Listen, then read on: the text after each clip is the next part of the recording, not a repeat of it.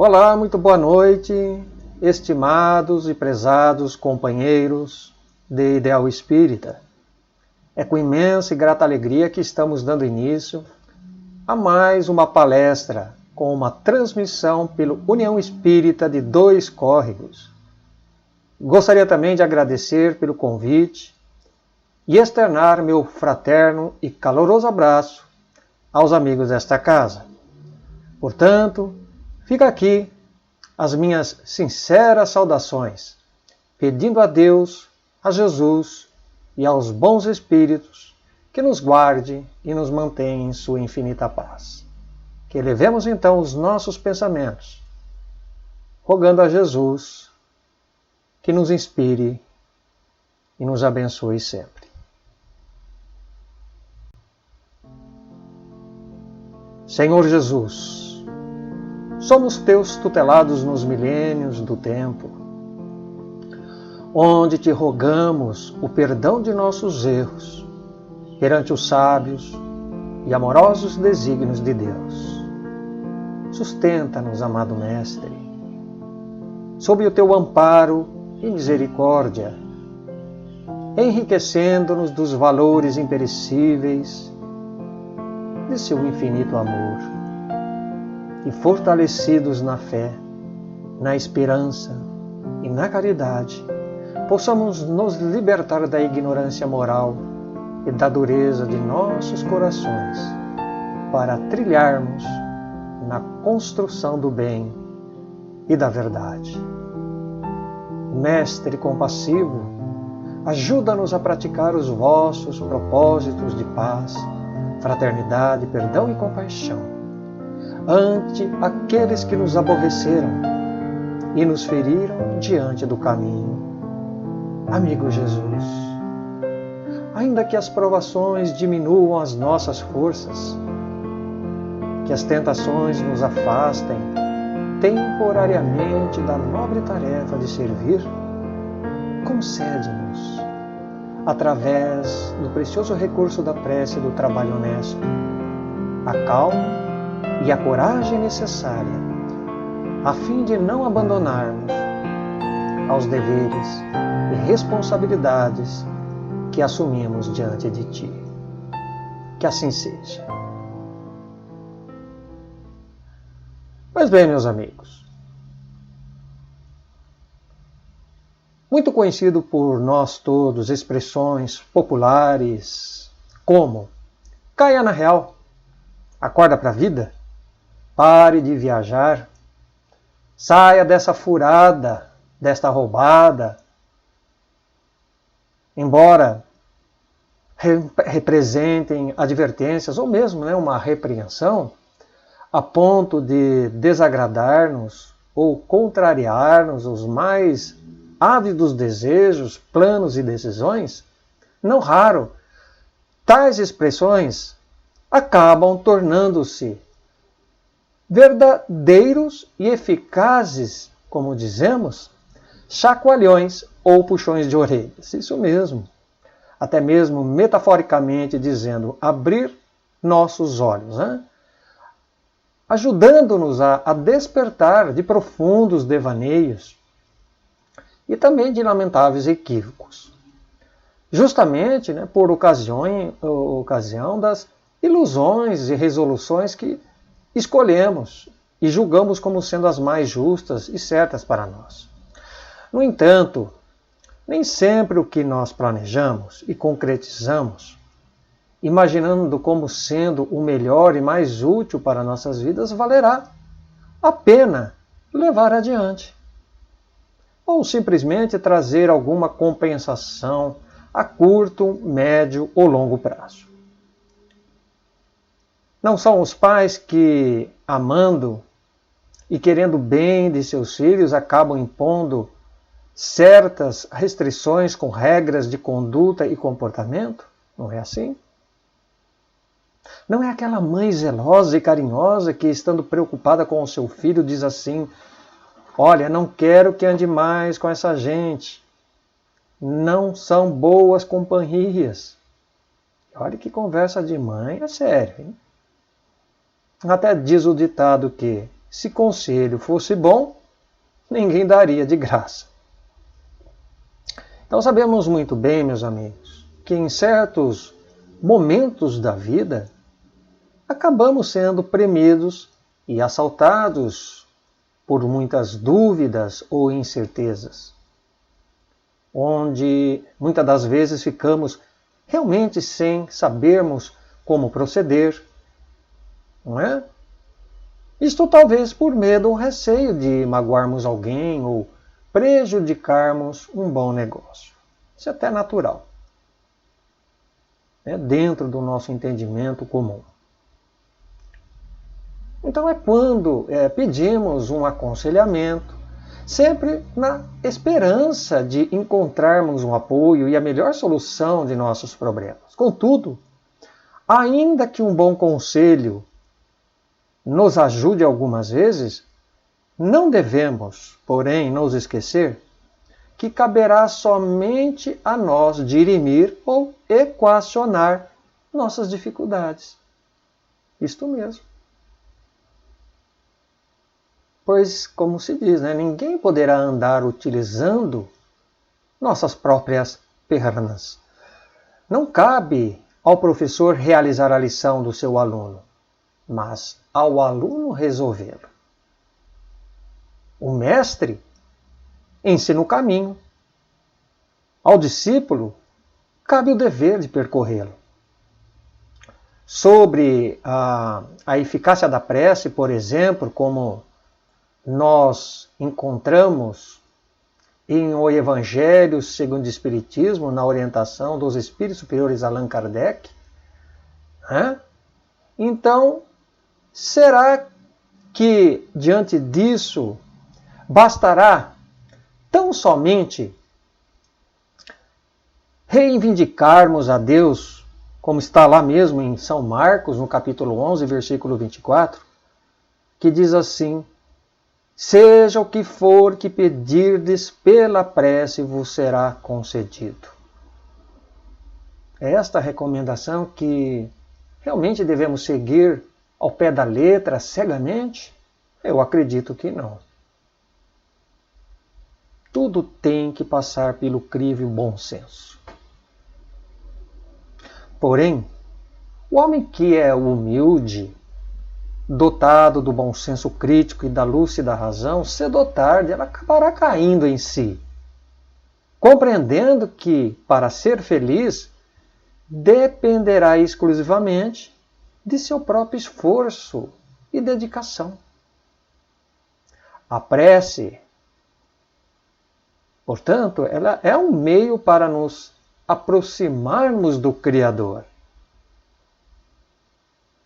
pedindo, no entanto, que Ele nos conceda a força e a coragem necessária, a tolerância, a paciência, a resignação ante as tribulações da vida.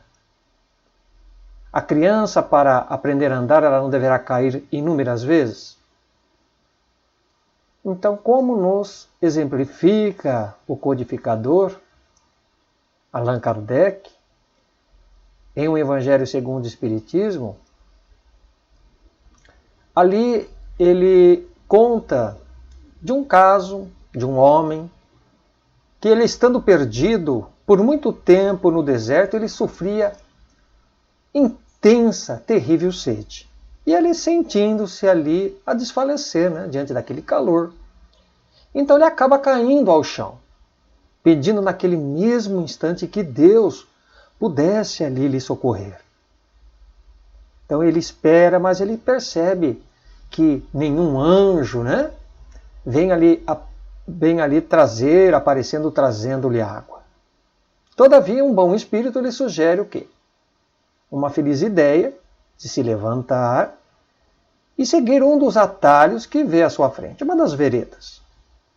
Então, por um movimento maquinal ali, instintivo, né, ele, reunindo todas as suas forças, ele se levanta e caminha ao acaso. Então, ao chegar ao alto de um monte, ele descobre ao longe um riacho. E ao vê-lo, ele recobra a coragem. Então, se ele tiver fé, exclamará consigo assim: obrigado, meu Deus, pela ideia que me inspiraste e pela força que me deste. Agora, se a pessoa não tiver fé, ela dirá simplesmente: que boa ideia tive eu preferindo o atalho da direita ao invés da esquerda. Realmente, o aparente acaso, por vezes, nos auxilia muito. Não é? Mas somente cresceremos espiritualmente e moralmente quando decidimos sair ou levantar do chão. Porque não existe, meus amigos, milagre ou passe de mágica. Ou seja, cair e levantar é aprender com os erros. Como espíritos em evolução dotados de inteligência e com liberdade de escolhas, cabe o dever e responsabilidade de desviarmos-nos daquilo que nos acarrete prejuízos. Não podemos tentar ou querer nos enganar, pois no fundo nós sabemos discernir o que existe entre o bem e o mal. Lembrando da pergunta que Allan Kardec, o codificador do Espiritismo, aqui mais uma vez, ele fez aos amigos espirituais, agora em O Livro dos Espíritos, na questão de número 621, onde que está escrito a lei de Deus? Numa resposta muito concisa e rápida que ele nos dá, os amigos. Na consciência. Na consciência. Então ninguém pode ignorar este fato de que todos somos possuidores. Então isto, meus amigos, equivale a dizer que ninguém poderá, como dizemos, alegar ou pretextar ignorância ou insubmissão às leis divinas ou naturais. Pois a semeadura é livre, mas a colheita se torna obrigatória. Ninguém foge à lei de causa e efeito. Como se diz, a cada um segundo suas obras. Nós seremos cobrados por nossos erros, como também abençoados pelo bem que realizamos, entendendo assim que toda decisão final que tomarmos redundará em alegrias ou infelicidades a nosso favor no amanhã.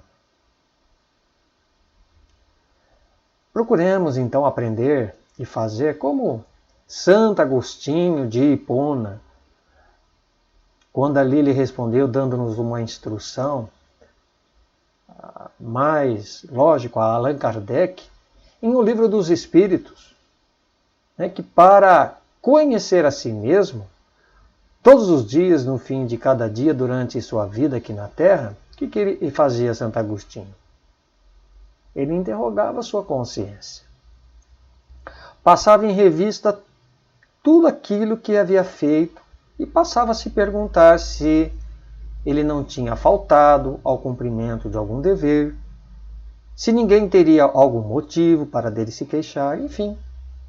Então foi assim que, pouco a pouco, Santo Agostinho ele passou a se conhecer melhor e ver o que ainda necessitava para se modificar moralmente. É como na contabilidade de uma empresa, onde necessitamos realizar um balanço patrimonial de nossas aquisições espirituais,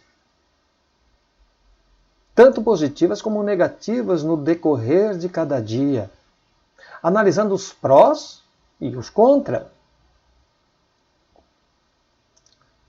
Então, de que maneira, meus irmãos, de que maneira será que temos cuidado e administrado esses bens, esse nosso tempo?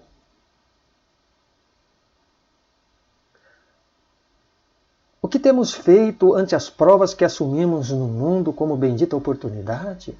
Então, tais questionamentos certamente levam-nos a refletir sobre um texto ditado pelo Espírito de Emmanuel no livro Fonte Viva, por Chico Xavier, descrevendo da grande necessidade e vital importância de todos nós decairmos em si ante os sublimes propósitos e morredouros ensinamentos deixados por Cristo Jesus.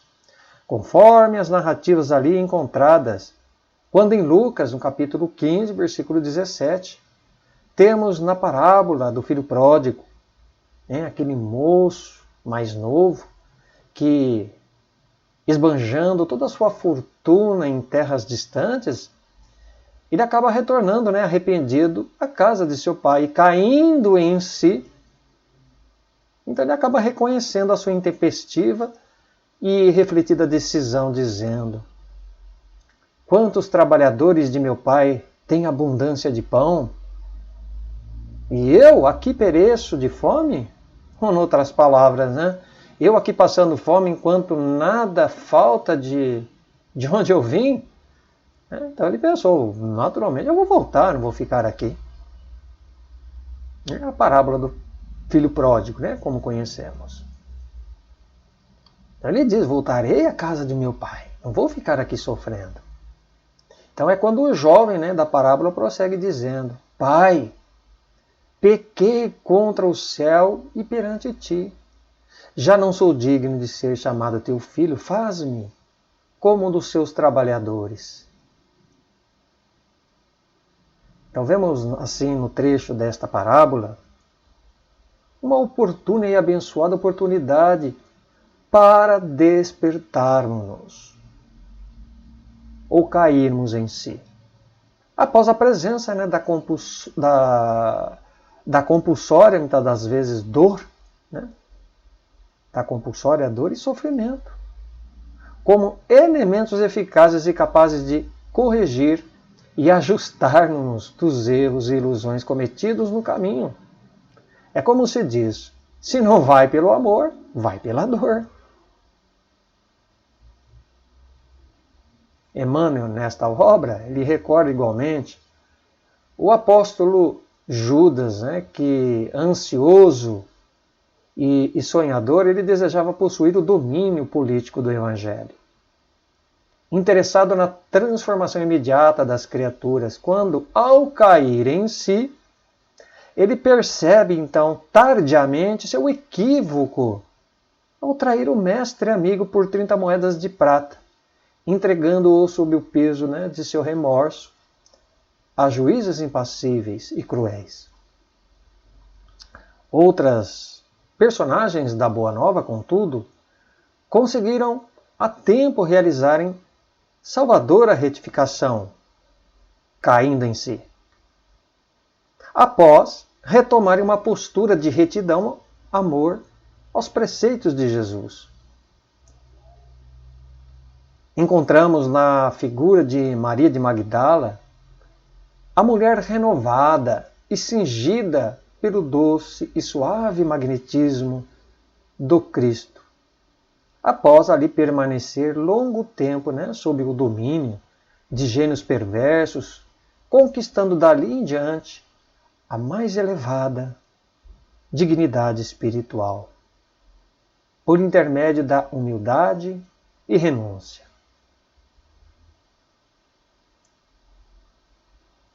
Pressionado e intimidado por ameaças sucessivas de perseguição e sofrimento, Pedro, ele nega o Mestre Divino por 3 vezes.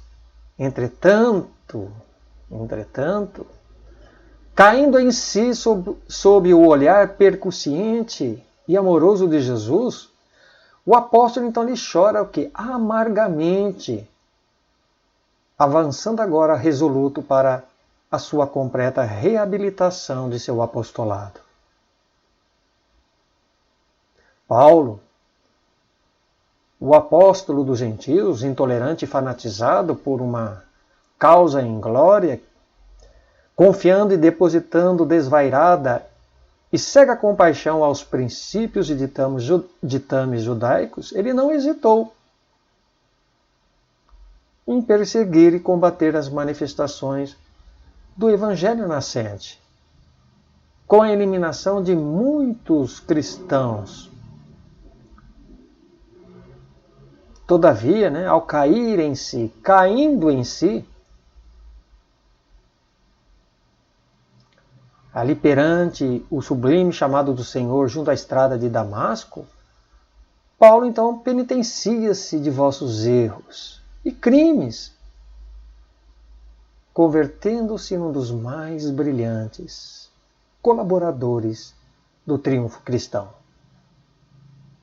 Em belíssima página doutrinária também do livro Em Torno do Mestre, né, que esse livro é pelo escritor espírita Pedro de Camargo, mais conhecido como Vinícius, nós iremos também encontrar outros depoimentos de cristãos que, após caírem em si, descreve-nos onde e quando nasceu Jesus, transformando suas vidas. É muito lindo. Enumerando aqui alguns, como o caso de Zaqueu, aquele rico chefe dos publicanos e coletor de impostos da antiga Roma, apesar de toda a riqueza que ele ostentava, faminto de paz, então ele sentia um grande vazio existencial, quando ao cair em si, ele exclamou feliz: Jesus nasceu em Jericó. Numa esplêndida manhã de sol, quando eu ainda muito ansioso por conhecê-lo e subindo numa árvore, vendo-me, ele disse: desça, Zaqueu, hoje irei hospedar-me contigo, pois receberás a salvação em seu lar. Tomé, também, que foi o apóstolo, incrédulo, acostumado em ver para crer, tocando nas chagas de Jesus, para se convencer de sua presença, caindo em si, passaria a não mais duvidar e hesitar, afirmando: Jesus nasceu em Jerusalém, num dia memorável, compreendendo enfim o sentido de suas palavras: eu sou o caminho, a verdade e a vida. Tivemos também nesta obra o Pedro de Camargo, o Dimas, o outro personagem, aquele que era o bom ladrão, que foi crucificado ao lado de Jesus, que ao cair em si, arrependido, então ele exclama convicto: Jesus nasceu no toco do Calvário, quando a maldade e a cegueira humana supunham tê-lo aniquilado para sempre, dirigindo-me um olhar de ternura e piedade. Fez com que eu esquecesse todas as misérias do mundo, para antegozar as delícias do paraíso.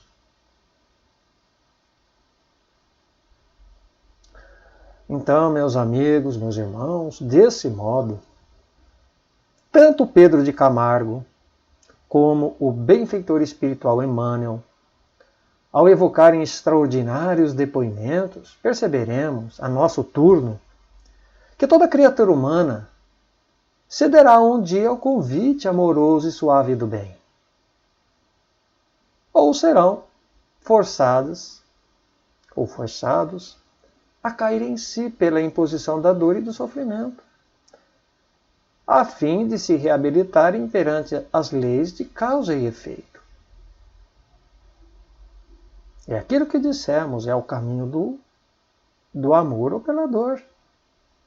É como nos afirma Emmanuel, ainda neste livro, né, Fonte Viva: embora tenhamos no mundo variadas classes de crentes, professando cada qual sua fé particular, reinam entre elas, portanto, a dúvida e a perturbação, mergulhadas nas interpretações puramente verbalistas da revelação celeste, apreciando somente sob o ponto de vista teórico e dogmático, preferindo viver ou viverem imantados nas ilusões fáceis, sem esforço íntimo. Então, para eles, a única alegria e bem-estar a que se entregam é o interesse pela satisfação dos prazeres materiais, contemplando uma paz passageira, sem lutas e dor alguma, a fim de que possam comer e beber sem impedimento. Então, quando esses caem em si, despertando para os ideais e compromissos superiores, então recebem por acréscimo da misericórdia e da justiça divina a feliz e redentora oportunidade do recomeço pelo tempo perdido.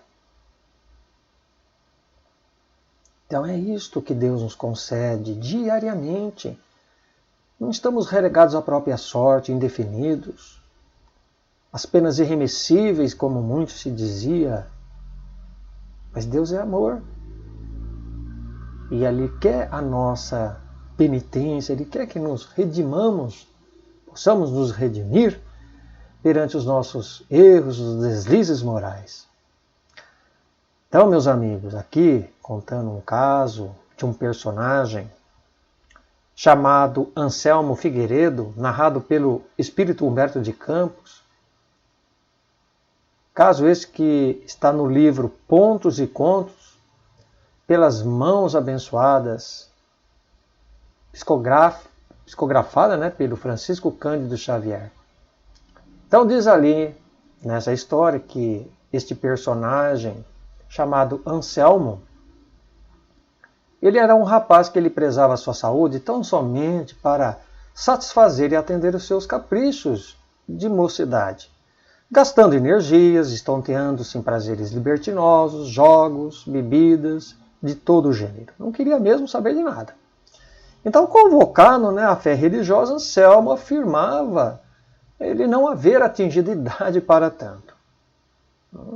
Então, não obstante aos apelos amorosos e insistentes dos seus pais, que eram muito devotados ao espiritismo cristão, então de quando em quando dizia-lhe o pai: Anselmo, você já não é mais nenhuma criança, meu filho. É preciso refletir quanto aos nossos destinos eternos. E contrafeito, então ele retrucava, Ora, meu pai, não me venha com histórias de religião. Tenha paciência. Tenha paciência, eu preciso aproveitar a minha mocidade. É necessário matar o tempo, dizia. De outras vezes era a sua mãe quem insistia. A mãe sempre com aquele jeitinho mais doce, mais tranquilo, de envolver e tentar ajudar o filho. Então dizia para Anselmo: filho querido, repara que estamos apenas de passagem neste mundo, sendo necessário aprender as lições de fé e iluminação para que Jesus possa nos esperar com o perdão de nossos erros. E mais uma vez, ali ele com aquele sorriso irônico, então ele replicou para a mãe: veja, mamãe, eu não sou nenhum criminoso, eu creio sinceramente na existência de Deus. Mas o que quer a senhora? As nossas preferências são tão opostas. E eu não estimo os estudos evangélicos como a senhora e o papai. Além disso, eu quero aproveitar a vida. É necessário matar o tempo. E ele falando ali: é necessário matar o tempo. Pois bem, então, Anselmo, como bancário que era, como de excelente remuneração, ele continuava então a dissipar os seus vencimentos entre jogos e prazeres variados, sem cogitar de edificar sua alma para Deus. De outras vezes, amigos da família também lhe recordavam quanto aos imperativos da fé religiosa, mas de nada valiam aquelas observações salutares, mostrando-se cada vez mais hostil e indiferente ao assunto. E a maneira, como aquela borboleta distraída, então o que ele preferia? Viver divorciado das oportunidades de autoiluminação e dos ideais superiores, se sentindo sempre jovem para cogitar sobre os conhecimentos divinos. Mas somos nós. A gente sempre fica protelando, né? Deixando sempre para o amanhã. Não, depois eu vou. E o tempo vai se escoando. Bem, quando então, né, Anselmo, ao atingir os 48 anos de idade, ele possuía uma extensa ficha espiritual terrena, repleta de anotações inferiores, entre elas ociosidade, libertinagem e negação de atividades úteis. Contudo, a morte, né, inexorável, não podia mais esperar por Anselmo como os amigos do mundo. E se encontrando agora em novo plano, e consciente, né, da sua realidade espiritual, ele via-se rodeado por gargalhadas irônicas, indagações maliciosas e ditos perversos. E de nada valia, né, suas lágrimas naquela hora, as suas rogativas para Deus. Porém, houve um dia em que suas preces foram atendidas. Então veja a misericórdia de Deus, que não nos abandona. Quando de repente, né, sua bondosa mãe, que ele havia precedido, surgindo em branda e envolvente luz, passou a ouvi-lo. E surpreso falou à sua mãe: minha mãe querida, por Deus, socorre-me por piedade. E tomada então de profunda compaixão e afagando-lhe os cabelos, disse com ternura: por enquanto é inútil, meu filho. Estamos separados pelo abismo que cavastes por tuas próprias mãos. Há mais de 10 anos venho aguardando ansiosa por este encontro, e somente agora lhe vejo neste estado infeliz e lastimável. E ali, né, suplicando o mendigo de luz, então ele tornava a dizer a ela: mas minha mãe, por que Deus me abandonou? Eu estou esquecido por todos, qual um fantasma de dor. Ou então, por fim, a veneranda mãezinha esclareceu em tom triste, num misto, né, ali, esperançosa também ao mesmo tempo: Deus nunca lhe abandonou, meu filho. Deus nunca lhe abandonou. Foste tu que esqueceste as bênçãos de oportunidade no mundo, preferindo matar o tempo. E agora o tempo permanece morto para você. Levanta-te e trabalhe por ressuscitá-lo e obter um novo ponto de partida perante a bondade suprema do Senhor. E antes, né, que Anselmo então voltasse a formular nova pergunta à sua mãe, aquela luz maravilhosa se apagou completamente diante dele, para que assim pudesse reaprender as lições desprezadas no mundo e iluminar a própria alma diante do novo porvir. Então, meus amigos, como nesta bela lição colocada por Humberto de Campos, podemos aprender e refletir que todas as dores, todos os sofrimentos que experimentamos nesta e após esta vida não representam nenhuma injustiça ou castigo de Deus. Nem tampouco somos vítimas do acaso, já que o acaso não existe. Não existe. A propósito, Allan Kardec, em sua obra O Céu e o Inferno, no capítulo 7, que ali trata, né, do Código Penal da vida futura, afirma o seguinte. Vamos ver aqui no próximo slide.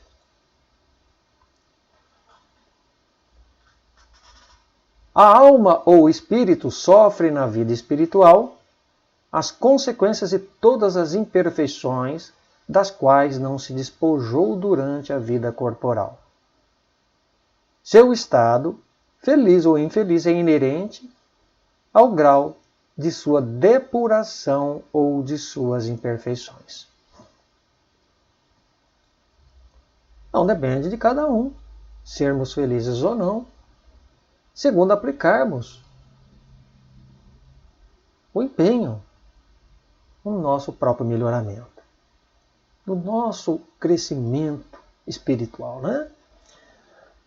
Uma outra história que ilustra muito bem a nossa situação cotidiana do cair em si é aquela narrativa bíblica, não sei se já ouviram falar, do jovem Eutico, que está no livro em Atos dos Apóstolos, capítulo 20, versículo 7 a 13. É no quinto livro do Novo Testamento, onde ali diz que Eutico, né, a princípio dizendo, Eutico é um nome em grego, né, que significa afortunado, apenas para esclarecermos. Então era um jovem que ali ele estava o quê? Sentado numa janela quando ele adormeceu profundamente. Enquanto o apóstolo Paulo então ele discursava, né, por horas para um grande público na cidade de Troade. E vencido então pelo sono, então Eutico ele acaba caindo numa altura de 3 andares. Então você imagina, né? 3 andares é bem alto. E Paulo então, vendo aquela situação, ele desceu até ele imediatamente e, inclinando-se sobre o jovem, o abraçou, dizendo aos que olhavam ali, os que estavam ali próximos a Paulo: não vos perturbeis, pois a sua alma nele está. Não vos perturbeis, pois a sua alma nele está. E ele completa: ele vive ainda. Então, após socorrê-lo, subiram novamente, partiram um pão e comeram, como descreve ali, né? Depois disso, Paulo continuou a falar até o amanhecer, levando consigo aquele jovem até a cidade de Assos. Bem, alegoricamente, meus amigos, a história do jovem Eutico ilustra muito bem a vida, vejamos, de muitos que dormem na letargia de suas atividades comuns e, sobretudo, de sua espiritualização. Por isso que eu quis colocar essa história, essa parábola. Está em Atos dos Apóstolos, para fazermos aí uma comparação do que nós representamos diante da nossa vida em comum. Então vejamos, são pessoas que somente preocupadas com as suas necessidades básicas e triviais, nesse automatismo de dormir, comer, beber e vestir e trabalhar, não cogitam dos sublimes valores imperecíveis da alma. Resumindo e encerrando suas existências entorpecidas nos prazeres, desvairados do sexo, né, como também do materialismo e do consumismo fácil. Então, pessoas como Eutico, afortunadas, agraciadas, oportunizadas pela revelação da Boa Nova, do Evangelho da Paz e da Redenção, ainda que estando no lugar certo e na hora certa, somos nós, muitas das vezes.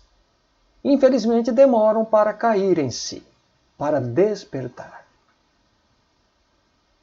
Para despertar. Adotando, então, uma postura equivocada, a do sono, da indiferença, da preguiça mental, do desculpismo e da negligência.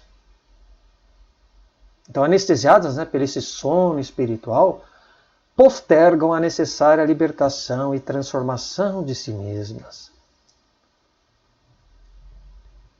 Quando então cairmos em si, de que desperdiçamos os mais preciosos momentos de estudo, de enriquecimento moral e espiritual, trabalhando e servindo no bem,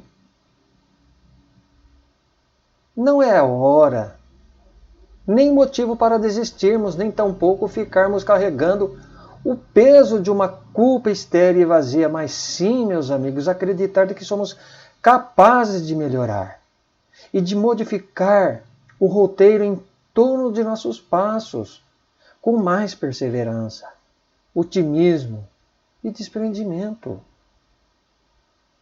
para que se apliquem a nós aquelas sábias e iluminadas palavras do Divino Amigo aos seus discípulos que o escutavam. Se alguém quer vir após mim, negue-se a si mesmo e tome cada dia a sua cruz e siga-me. Então, esta citação evangélica, que está em Lucas, capítulo 9, versículo 23, significa que precisamos estar dispostos a morrer por Cristo Jesus para podermos segui-lo. Mas este morrer não implica imolar-se em nome do Criador. Não é isso. Ou morrer em nome de uma divindade, como, por exemplo, acontece ali atualmente, né, entre os extremistas islâmicos ou muçulmanos que suicidam-se explodindo os seus corpos. Que é uma coisa terrível. Como são os homens também bombas, como sabemos, que além de ser um ato terrorista, matando dezenas e centenas de pessoas inocentes, acreditam que, pelo ato de fé e obediência aos mandamentos sagrados de Alá, suas almas serão salvas para gozarem as delícias de um paraíso eterno. Um grande equívoco, lamentável. Então, nos exortou o meigo Nazareno: misericórdia eu quero e não sacrifícios. No entanto, morrer por Cristo é apenas no aspecto de matarmos o homem velho que ainda reside dentro de cada um de nós, permitindo que reapareça, ou, mais acertadamente, que renasça o homem novo. Ou seja, que renunciemos os vícios e hábitos nocivos de ontem para praticarmos hoje as virtudes do homem de bem.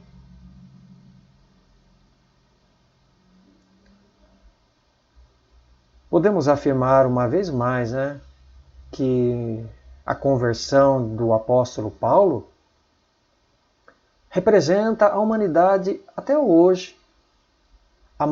Representa, no caso, para a humanidade, melhor dizendo, até hoje, a maior e mais profunda demonstração de amor e de entrega espiritual. Um exemplo maravilhoso, a ponto mesmo de ter ele morrido por Cristo de Jesus ao pronunciar com sincero reconhecimento aquelas sublimes palavras. Assim, disse ele, já não sou eu quem vive, mas Cristo que vive em mim. A vida que agora vivo no corpo, vivo-a pela fé ao Filho de Deus, que me amou e se entregou por mim. Lógico que, meus amigos, que não precisamos esperar, nem tampouco nos comparar a Paulo, que para cair em si, traduzida pela simbologia da estrada de Damasco, necessitamos que a dor e o sofrimento sejam sempre esses aguilhões e os mensageiros para curar a nossa cegueira espiritual, que tanto insistimos no decurso dos milênios, demorando em ajustarmos-nos no caminho do bem e da verdade. Pois o convite de Jesus, meus amigos, ele é brando e amoroso ao exclamar-nos aquela bela narrativa que ele nos deixou. Vinde a mim todos os que estáis cansados e oprimidos, e eu vos aliviarei. Cairmos em si, portanto, vejamos bem, não é sinal de fraqueza moral, nem de hesitação ou falta de fé, não, mas sim de que somos capazes de reconhecer nossos erros. Isso que é importante. E nossos comportamentos indevidos. Do contrário, iremos nos assemelhar àquele jovem rico. Lembram da parábola de Jesus? Que mesmo tendo guardado e obedecido todos os mandamentos de Deus, acabou adiando o precioso e sublime momento de cair em si e morrer por Cristo. É como nos afirma Emmanuel, o Espírito de Emmanuel, encerrando o belíssimo texto Caindo em Si, do livro Fonte Viva. Vamos ver no slide.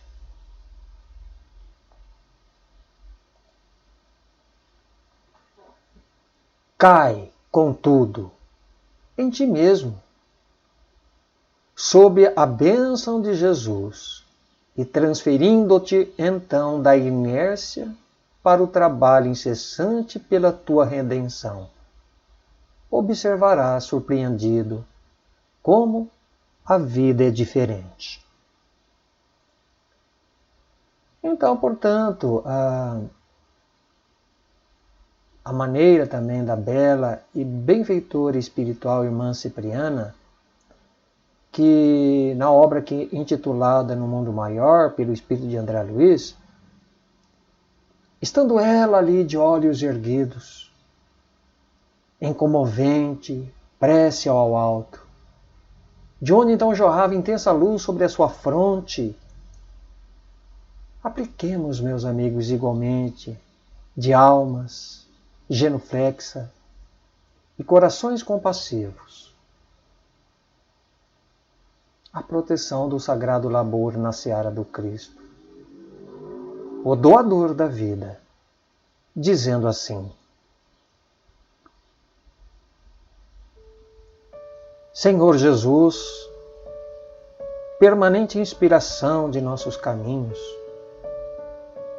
abre-nos por misericórdia, como sempre, as portas excelsas de tua providência incomensurável.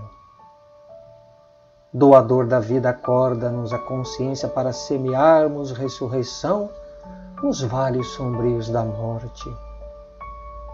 Distribuidor do sumo bem, ajuda-nos a combater o mal com as armas do Espírito. Príncipe da paz, não nos deixes indiferentes a discórdias que vergasta o coração de nossos companheiros sofredores. Mestre da sabedoria, afugenta para longe de nós a sensação de cansaço à frente dos serviços que devemos prestar aos nossos irmãos ignorantes. Emissário do amor divino, não nos concedas paz enquanto não vencermos os monstros da guerra e do ódio, cooperando contigo em tua augusta obra terrena.